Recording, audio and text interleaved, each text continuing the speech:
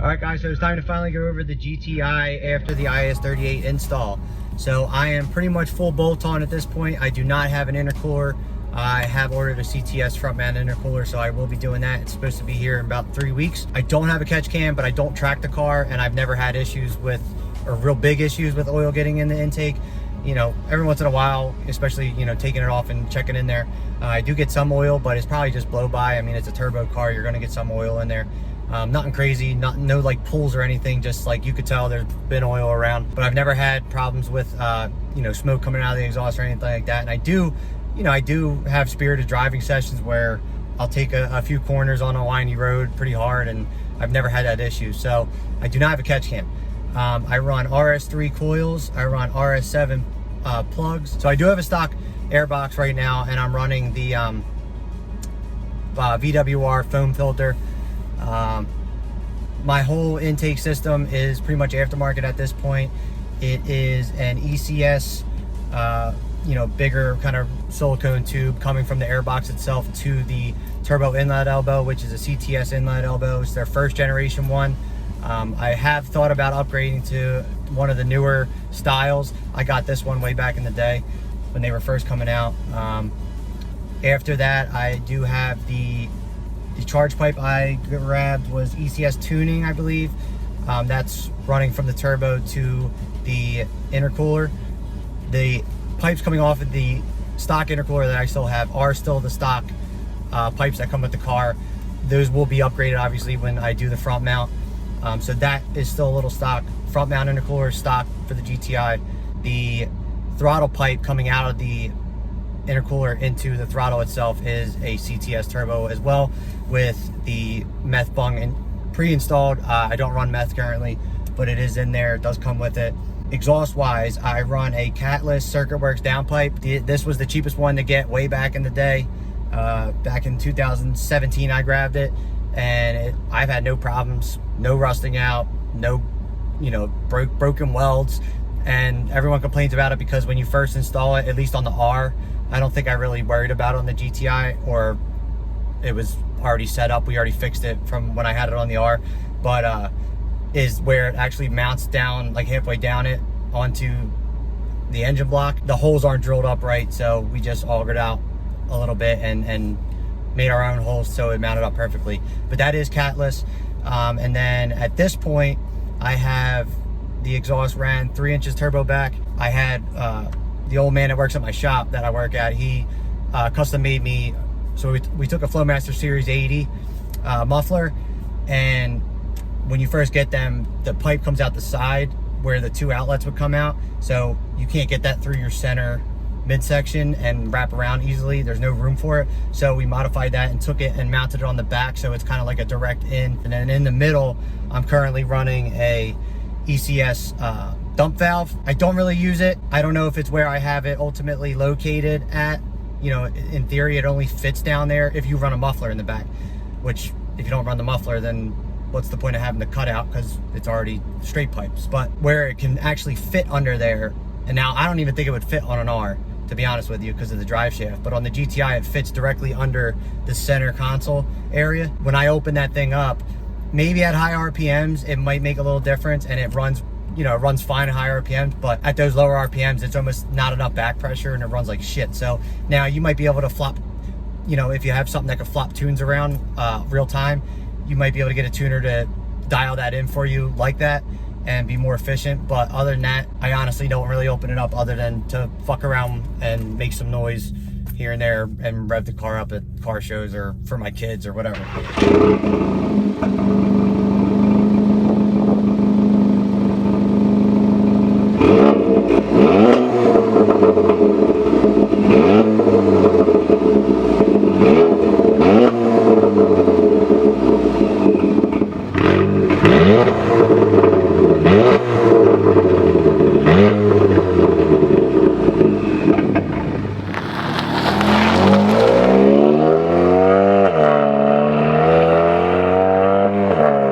So I do have that. It was a very expensive piece. It works flawlessly in the sense of how it operates and opens up. It's vacuum driven. The actuator is Bluetooth connected, so I have a little keychain which I can operate that with. So I don't know if you can hear it. That's with it open. That's with it not open. So that functionality works great, but I've now had it for a few thousand miles, and it's got a really fucking annoying exhaust leak. But you would think it would be where the actual valve flap opens.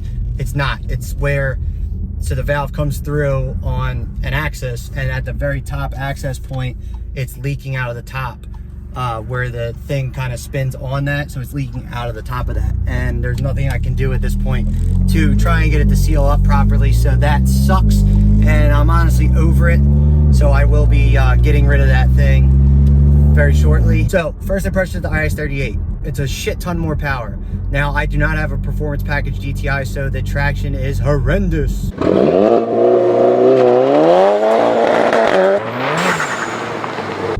Absolutely horrendous.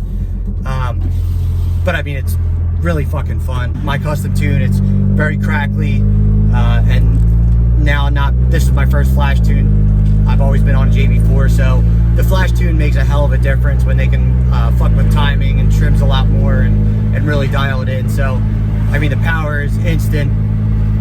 It feels pretty linear throughout the whole power band. I really have no issues with it. I've now been driving with the IS38 for 3,000 miles now, and to me, you know, just daily driving it, the car pretty much drives and operates the same as the IS20 did. And then when you want to get into it, it's a shit ton faster. It sounds just about the same, honestly, which makes sense because I'm pretty sure the housing end of it for the exhaust is the same size. I could be mistaken, but I'm pretty sure that part is the same. It's just the turbine side is a little bit bigger. You're definitely going to want to upgrade your motor mounts, which currently I'm running CTS motor and trans mounts, and I have a BFI Stage 2 insert for the Dogbone. The Dogbone itself is stock. Tires. I currently run two 245 40 R18s. I run Nitto. Right now I run the 555s. And while the Nitto's made a huge difference traction wise and obviously the width of it, there's some sacrifice. If you're daily driving, there's pretty big sacrifice when it comes to rain. With these wider tires, the car, it's a lot less stable in wet corners. You got to be careful taking corners with the wider tires. It will slide. That's something to think about. There is sacrifice with the straight line dry traction going with the wider tire compared to sticking with the stock 225s. I run 235s in the back, just simple Kuhmo Ecsta 2s, so the all seasons. I love that tire. They don't really wear that bad, and on this car in the back, I don't ever move them to the front or rotate them. I have now about 17,000 miles on them, and you would honestly think that I just bought them. So they don't get any bad wear. The 235s are a lot better in the rear than the 225s were for cornering. My mount, but here's a pull from third to 40.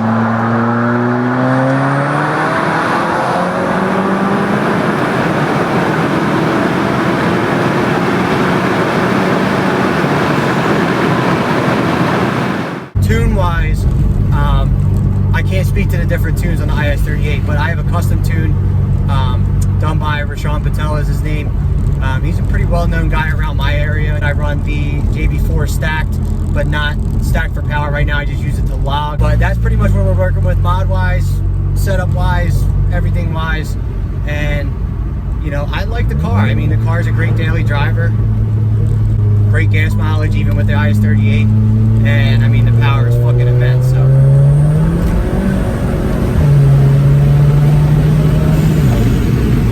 That was a clean 40 to 90. No drop-off, no hesitation, just pulls. I do have the DSG tune done as well, but that is also custom to go with the current tune. Price-wise, I bought the IS38 on sale at one point. I got the turbo itself with all the gaskets I needed, all the O-rings I needed. I did not have to source anything from the deal, and that was $1,100 from ECS Tuning. I got that turbo from, and that was the newer variation for the IHI IS38 turbo. The install is fairly, for a mechanic that doesn't just change tires, it's really not that bad. If you've ever done engine work, you can most certainly do this job. One thing that you do have to check after install is to make sure that the wastegate, they don't come pre-calibrated. Mine happened to sit in the correct range, so I never touched it. But you do have to check the calibration on the wastegate. You can do that through OBD11 or VAGCOM, and it's manually adjusted with a little screwed, threaded dowel and a nut. So you can hook it up to OBD11, find the reading that you're supposed to be between it, and then twist it until it sits where the voltage is correct. So I did change the plugs when I did it, did change the oil when I did it. You know, standard shit that you would want to do when you're putting a brand new turbo on.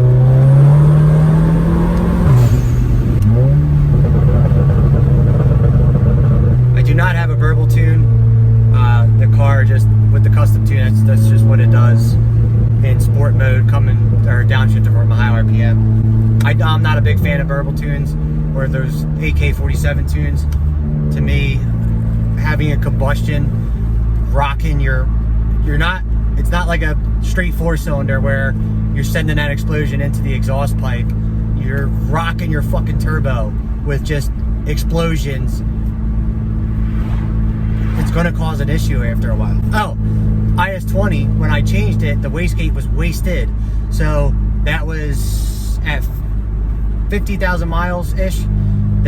So when I would start the car, I would hear like a tin can, like ding, ding, ding, ding, ding, ding, ding, ding. So the wastegate was so wasted that it was basically just flopping around. I don't even know how the car honestly held boost correctly at that point, but it did. That may be a part of that 2015 IS20 variation where they had a lot of issues with it.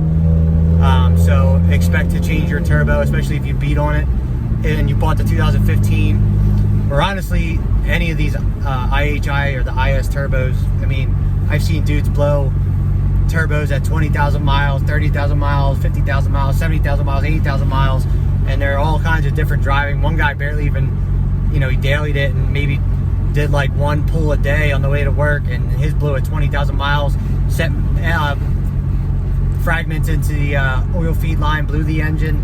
So keep an eye on the turbos. This is from second and 30.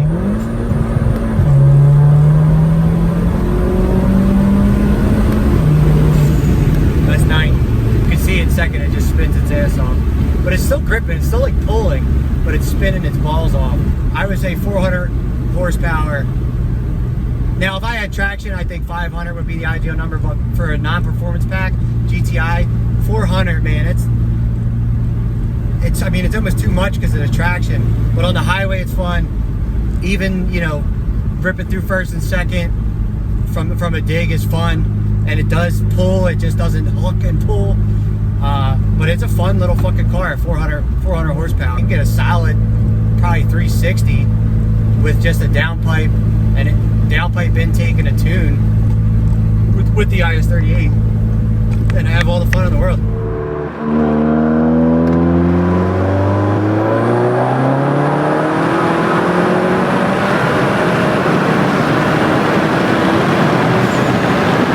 That's about it, guys, for my GTI 2015 non-PP IS38. If you like what you see, please subscribe, share.